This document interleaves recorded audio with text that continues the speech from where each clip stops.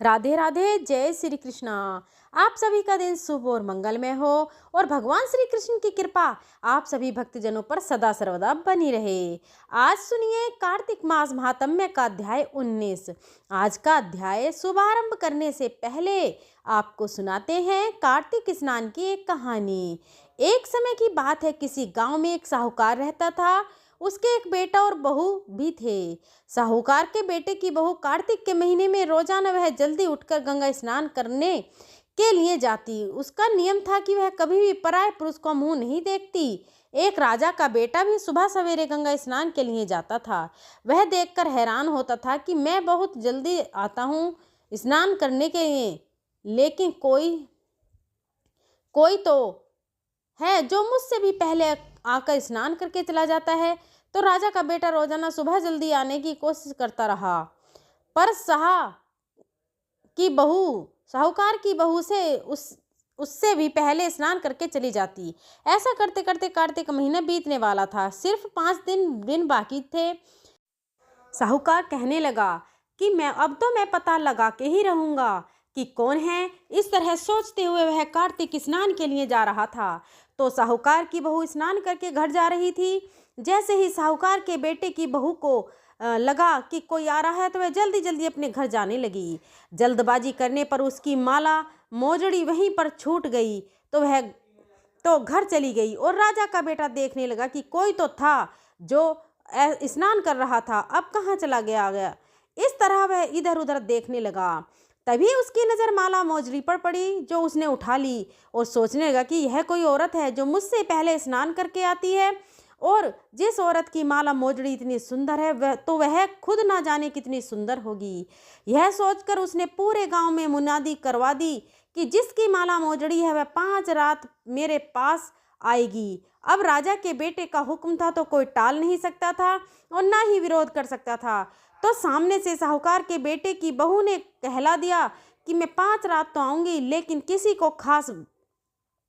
किसी को साख भरने के लिए बैठा देना।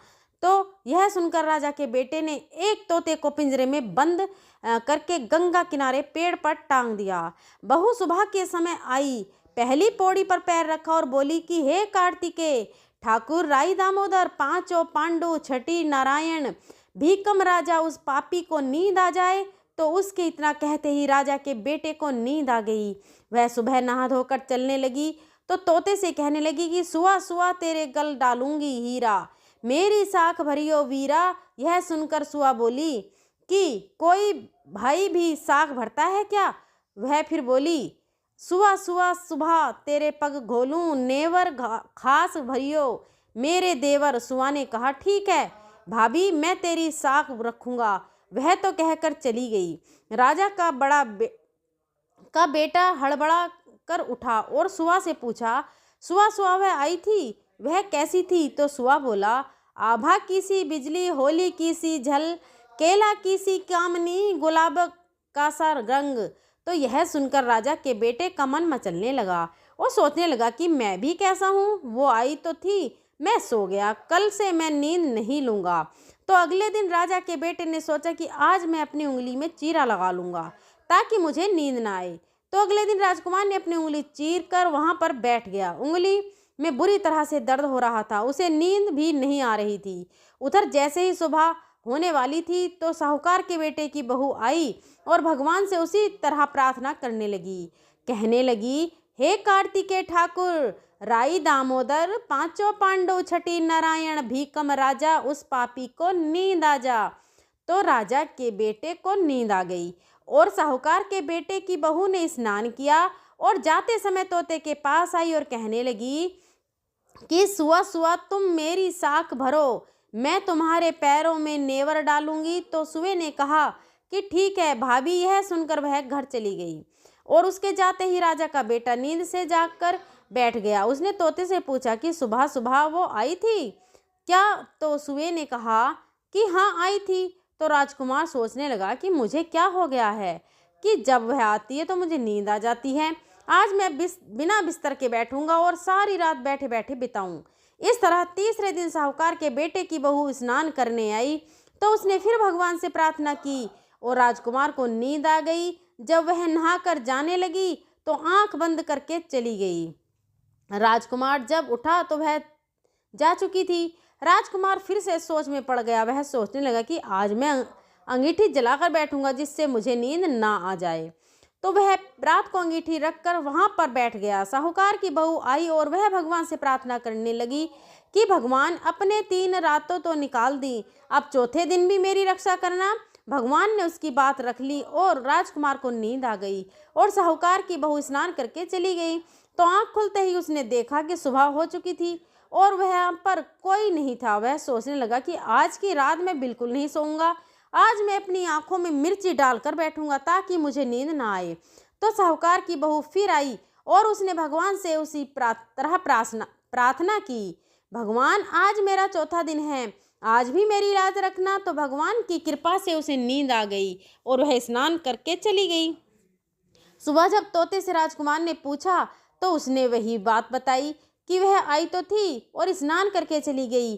तो राजकुमार सोचने लगा कि आज मैं बिना बिस्तर बिछाए गंगा किनारे बैठकर निगरानी करूंगा। आज उसे नहीं जाने दूंगा क्योंकि आज तो 5वां और अंतिम दिन है।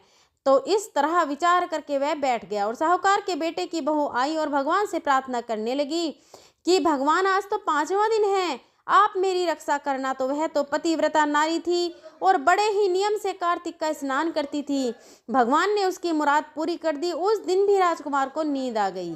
जब वह स्नान करने के लिए आई और स्नान करके वापस जाने लगी तो उसने अपनी आंखें बंद कर लीं और तोते के पास आकर कहने लगी कि सुआ सुआ इस पापी को कह देना कि 5 रातें पूरी हो चुकी हैं, अब वह मेरे मोतियों की माला मेरे घर पर भिजवा दे। तो सुबह राजकुमार की आंख खुली। उसने तोते से पूछा कि वह आई थी। तो क्या तोते ने कहा कि हाँ, वह आई थी और तुम्हारे लिए एक संदेश है। उसने कहा है कि 5 रात पूरी हो चुकी हैं, अब मेरी माला भिजवा देना। तो यह सुनकर राजकुमार सोचने लगा कि वह तो सच्ची थी, तभी तो भगवान ने उसका सत रखा। फिर राजकुमार भी अपने घर चला गया। यह कुछ समय के बाद में राजकुमार को कोढ़ हो गया और कोढ़ की वजह से राजकुमार का शरीर बुरी तरह से जलने लगा। वह बुरी तरह से चीखता और चिल्लाता तो राजा से उसकी हालत देखी नहीं जाती। राजकुमार के एक ही बेटा था। जब भी किसी वैद्य को बुलाते और इसका इलाज करवाने की कोशिश करते तो रोग उतना ही ज़्यादा बढ़ जाता। यह देखकर वैद्य ने कहा कि राजन, इसकी बीमारी हमारी समझ में नहीं आ रही, आप किसी अच्छे विद्वान पंडित से पूछिए। तो राजा ने विद्वान पंडितों को बुलाकर पूछा कि मेरे बेटे का शरीर क्यों जल रहा है, जैसे मैं इसके इलाज करवाने की कोशिश करता हूँ और ज़्यादा जलने लगता है, बताओ उसका क्या कारण है। तो पंडितों ने देखकर बताया कि आपके बेटे ने पतिव्रता नारी पर बुरी नज़र डाली थी, उसकी वजह से इसकी यह हालत हो गई है और इस रोग से यह पीड़ित हुआ है। तो राजा ने कहा कि आप जब इसका कारण जानते हैं तो निवारण भी जानते होंगे, कृपया करके मेरे बेटे के ठीक होने का उपाय बताइए। तो पंडितों ने कहा कि अगर यह उस साहूकार की बहू को धर्म की बहन बनाए और रोज उसके नहाए हुए जल से स्नान करे तो भी यह ठीक हो सकता है। इसके बाद राजा साहूकार की बहू को वह माला लेकर साहूकार के घर गया और बोला कि यह माला आपकी पुत्र वधू की है, इसे मैं लौटाने आया हूँ, आप इस माला को रख लीजिए और मुझ पर एक एहसान कीजिए। आपकी बहू जब स्नान करे तो स्नान किए हुए पानी से मेरे बेटे को नहला दें। तो साहूकार कहने लगा कि मेरी बहू किसी पराये पुरुष का मुंह नहीं देखती है और तुम नहलाने की बात करते हो। तो राजा ने सारी बात साहूकार को बताई कि मेरे बेटे ने किस तरह आपकी बहू पर बुरी नज़र डाली थी और उसकी वजह से आप आज वह कोढ़ रोग से पीड़ित हो गया है और तिल तिल करके मर रहा है। यही उपाय है जिसकी वजह से मेरा बेटा बच सकता है। अगर आप यह कर सकें तो आपका बड़ा उपकार होगा। इस तरह से राजा दीन विनती करने लगा। तो साहूकार ने कहा कि आपके बेटे को स्नान करके आगे नाली पर बिठा देना। जब मेरी बहू स्नान करेगी तो नीचे उस नाली के पानी से आपको बेटा स्नान कर लेगा। तो राजा को बहुत अजीब लगा, पर क्या हो सकता था, राजकुमार ने काम ही ऐसा किया था तो सजा तो मिलनी ही थी। जैसा साहूकार ने कहा था वैसा ही राजा ने किया। स्नान घर के आगे नाली के ऊपर अपने बेटे को उसने बैठा दिया। जैसे ही ऊपर स्नान घर में साहूकार के बेटे की बहू स्नान करती थी तो वह पानी राजकुमार के ऊपर आकर गिरता था तो उसके सारे पाप नष्ट हो गए और उसका शरीर चंदन सा हो गया। फिर उसने ठीक होते ही साहूकार के बेटे की बहू से माफी मांगी और कहा कि आज से तुम मेरी बहन हो और मैं तुम्हारा भाई हूँ। मेरे पिछले सारे अपराध क्षमा करो। आज के बाद से मैं दोबारा ऐसी गलती किसी के साथ नहीं करूँगा। तो इस तरह कार्तिक स्नान करने से भगवान श्री हरीश ने साहूकार की पुत्र वधू की रक्षा की है। पंच देवता जैसे आपने साहूकार के बेटे की बहू का सत रखा, वैसा ही सभी का रखना। जो भी पतिव्रता नारी कार्तिक का स्नान करे और पति धर्म के नियमों को अच्छे से पालन करे, उसके सुहाग और सौभाग्य की हमेशा रक्षा करना। जय हो पंच देवता की। आइए अब सुनते हैं कार्तिक मास महात्म्य के आगे की कथा।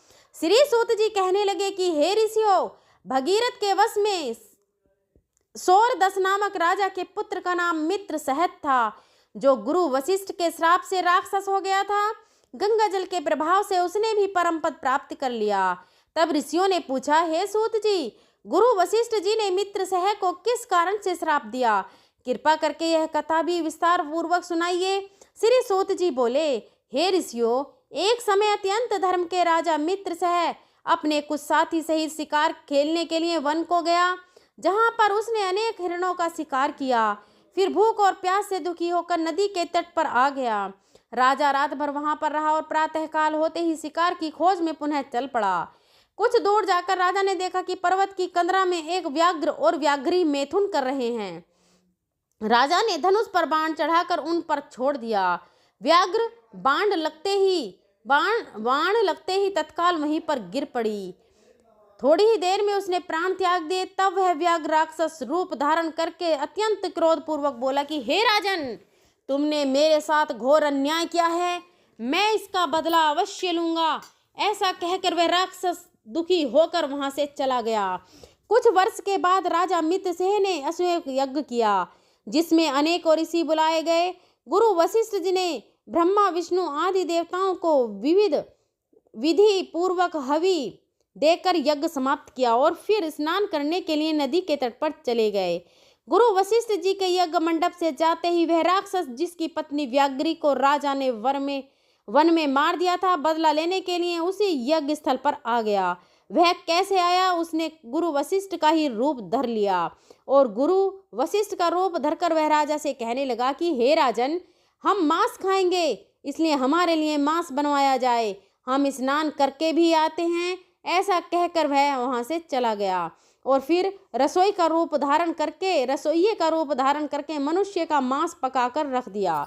जब उधर वास्तविक गुरु वशिष्ठ जी स्नान करके वापस आए तो राजा ने सोने की थाल में सजा हुआ मांस मिश्रित भोजन उनके आगे परोस दिया। अब ऋषि मुनि भी भला कहीं मांस का सेवन करते हैं क्या? जब गुरुजी ने ज्ञान दृष्टि से देखा कि भोजन तो मनुष्य के मांस से बना हुआ है, तो वशिष्ठ जी ने क्रोधित होकर राजा को श्राप दे डाला। हे राजन, तुमने हमको मांस मिश्रित राक्षसों के खाने योग्य भोजन दिया है, इसलिए तुम राक्षस हो जाओ। वशिष्ठ जी का श्राप सुनकर राजा बड़े असमंजस में पड़ गया कि कहाँ तो गुरुजी ने खुद ही मुझसे कहा था कि मेरे लिए मांस पकाया जाए, अब मांस परोसा तो मुझे श्राप दे रहे हैं। यह सुनकर राजा ने विनम्र पूर्वक कहा, हे गुरुदेव, क्रोध मत कीजिए, आपकी आज्ञा से ही तो ऐसा भोजन बनाया गया है। राजा की यह बात सुनकर अब गुरु वशिष्ठ जी सोच में पड़ गए। उन्होंने ध्यान धरकर देखा और फिर राक्षस द्वारा चले जाने का संपूर्ण वृतांत राजा को बता दिया। तब राजा भी निरपराध श्राप दिए जाने के कारण अंजलि में जल लेकर उन्होंने श्राप देने को तत्पर हुआ। ठीक उसी समय उसकी रानी दमयंती आकर कहने लगी कि राजन, आप तो क्षत्रिय हैं, इसलिए क्रोध का परित्याग कीजिए और जो कुछ आपके भाग्य में लिखा था उस भोगी को मनुष्य अपने गुरु पर रोष करता है, वह वन में जाकर ब्रह्म राक्षस हो जाता है, इसलिए आप शांत ही रहिए। पत्नी के इन वचनों को सुनकर राजा क्रोध त्याग कर सोचने लगा कि अब क्या करना चाहिए। फिर ने अंजलि के जल को जैसे ही अपने पैरों पर डाला, त्यों ही उसके पैर काले पड़ गए, क्योंकि वह श्रापित जल था। इसी कारण वह राजा राक्षस रूप में कलमास पाद के नाम से विख्यात हुआ। निरपराध राजा गुरु वशिष्ठ जी के चरणों में गिरकर बारंबार क्षमा मांगते हुए अपनी मुक्ति का उपाय पूछने लगा। तब वशिष्ठ जी ने कहा कि हे राजन, क्योंकि यह पाप तुमसे अनजाने में हुआ है, इस कारण मेरे श्राप आपका प्रभाव 12 वर्षों तक ही रहेगा। इसके पश्चात तुम अपने वास्तविक स्वरूप में वापस आ जाओगे और अनेक वर्षों तक राज्य का भोग करते हुए गंगा जल के प्रभाव से मुक्ति प्राप्त करोगे और भगवान विष्णु की सेवा करते हुए अंत काल में विष्णु लोक को प्राप्त हो जाओगे। ऐसा कहकर गुरु वशिष्ठ जी अपने आश्रम को चले गए और राजा भी राक्षसी देह धारण करके निर्जन वनों में भूखा प्यासा भटकने लगा। कई वर्ष तक अनेकों कष्ट सहने के बाद वह राक्षस एक दिन नर्मदा नदी के तट पर आया और वहां भी पशु पक्षी मनुष्य और सर्प आदियों जुक काल जब अपने पति को राक्षस के हाथों में देखा, तब मुनि की पत्नी को लगा कि उसके पति के प्राण अब संकट में हैं। तो वह राक्षस रूपधारी राजा से विनय पूर्वक बोली कि आप वास्तव में राक्षस नहीं बल्कि सूर्य कुल में उत्पन्न मित्र सहर नाम के राजा हैं। मेरा पुत्र भी छोटा है, इसलिए बिना पति के इस वन में मैं कैसे निर्वाह करूंगी। आप मेरे पति को प्राण दे दीजिए। प्राण दान से बढ़कर तो कोई दान नहीं है, क्योंकि मुनि लोग बड़े अंतर्यामी होते हैं, दूरदर्शी होते हैं। उनकी पत्नियों में भी वही गुण होता है। तो उस मुनि की पत्नी ने राजा के पूर्व जन्म का वृतांत ध्यान पूर्वक लगाकर जान लिया। उस पत्नी की इस प्रार्थना का राक्षस पर कोई प्रभाव नहीं पड़ा और जैसे कोई व्याघ्र हिरण के छोटे बच्चे को पकड़कर खा जाता है, ठीक वैसे ही वह राक्षस भी उस मुनि को खा गया। तब मुनि की पत्नी ने उसे श्राप देते हुए कहा कि तुमने रमण करते हुए मेरे पति को मारा है, इसलिए तुम जब भी अपनी पत्नी के साथ रमण करोगे मृत्यु को प्राप्त होकर पुनः राक्षस योनि को प्राप्त हो जाओगे। एक तो वह राजा पहले ही राक्षस हो जाने के श्राप झेल रहा था, अब यहाँ मुनि की पत्नी ने उसे एक साथ दो श्राप दे डाले। यह 2 श्राप एक साथ सुनकर राक्षस देहधारी राजन भी क्रोधित होकर बोला, हे दुष्ट, एक अपराध के बदले तुमने मुझे 2 श्राप दे दिए, इसलिए तुम भी पिशाचनी बन जाओ। इसके पश्चात वह मुनि की पत्नी भी पिशाचनी हो गई और भूख प्यास से व्याकुल होकर उसी वन में इधर उधर भटकने लगी। इसके बाद जो कुछ भी हुआ, इसका वृतांत आप अगले अध्याय में जरूर सुनिएगा। अब सुनते हैं श्री तुलसी चालीसा। जय जय तुलसी माता, सुख संपत्ति दाता, भवसागर की नाव तू मोक्ष प्रदाता। जय जय तुलसी माता, तुलसी महारानी, पाप तिमिर नसवानी, हरि चरण कमल प्रिय तू शुभ गुण खानी। की अति प्रिय सेवा हरि तुलसी संग ठानी, तू विराजत द्वारिका में लक्ष्मी तुलसी मानी। विष्णु प्रिया वरदायिनी, पवित्र करे तन मन, सिर हरि नाम जपे जो तुलसी कटे पाप तक्षण। हरि तुलसी तब महिमा वेद पुराण बखानी, जो नित पूजे तुलसी दरिद्रता दूर श्याम। तू जन्मी नर देह रूप हरि इच्छा बल पाई, शालिग्राम की संगनी भक्तिन रूप धर आई। तूने श्राप दिया था हरि को शंख चूर्ण वध कारण, तब हरि बोले प्रेम वश तू होगी भवतारण। वृंदा रूप तब सुहासन हरि, हृदय संभावन हरि तुलसी पूजन बिना। न होए हरि भावन जो तुलसी जल चढ़ावे, भक्ति श्रद्धा भावन हरि प्रसन्न हो जावे। मिटे मन संतापा तू अमृत तुल्य सुगंधा, हरि चरणों की चंदा। भक्त तुलसी की माता हरि गले विराजंदा, हरि नाम ले तुलसी दल चढ़ावे। जो हरि ठोर वह पावे, मोक्ष महान हरि होए कृपा धार तू करुणा सागर माता कृपा कर भक्तन जानी। जो श्रद्धा से तब पूजन करे न रहे जग माही हानि। कर्म दोष जो भारी तुलसी जप से हारी। हरि नाम संग तब पूजा जन्म मरण दुख टारी। हरि तुलसी तेरी महिमा अनंत अगाध असीम। रवि शशि तारा ने गिन सके तेरा गौरव दीन। तू द्वारिका की शोभा बैकुंठ बाग की पत्ती। हरि हृदय की तू अधिशा भक्तन की तू प्राणी। सुख संपत्ति तू ही देती संकट हरण कराती। हरि के दरबार में तू दया रूप बन जाती। जो तुलसी के निकट दीपक जलावे हरि नाम सुमरिन ले आवे। उसको हर संकट मिट जावे लक्ष्मी स्थिर घर पावे। तू गंध सुगंधित मंगलकारी पवित्र करे संसारी। भक्तन तेरे दर्शन पावे कटे भव साकर भारी। जो तुलसी जी की पूजा करे नित्य आनंद पाए। वह पावे अखंड सुख हरि कृपा अनंत। हरि तुलसी के बिना जग सूना जैसे बाग। हरि पूजा अधूरी रहे तुलसी बिन अभाग। जो तुलसी जल दे नित करे प्रेम भक्ति। हरि कृपा तब घर वसे मिटे कलह अनक्ति। विष्णु चालीसा एक प्राण एक प्रेम स्वरूप। हरि बिना तुलसी ने चले तुलसी बिना हरि रूप। भक्त तुलसी की माला धारे हरि नाम नित उचारे। मुक्ति द्वार तब खुले भवसागर से उतारे। हरि तुलसी आरती जो कोई गावे कथा जो कोई गावे। तब नाम गुण गावे उसके जन्म जन्म के दोष तुलसी माता हरि लावे। जो तुलसी का रोपण करे मन में सच्चा भाव। उसका कुल पवित्र रहे मिट पापों का प्रभाव। जो भक्ति तुलसी चालीसा भव तुलसी चालीसा गावे उसका जीवन सफल हो जावे। हरि धाम को जावे।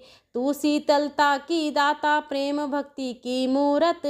हरि तुलसी एक प्राण भक्तन की तू धूरत। तुलसी प्रिया हरि की पावन सुमरिन नाम। जो श्रद्धा से गावे सदा पावे हरि अविराम। जय जय तुलसी माता हरि चरण की छाया। भक्तन के दुख हारिणी मोक्ष प्रदायिनी माता। इति श्री तुलसी चालीसा संपूर्णम।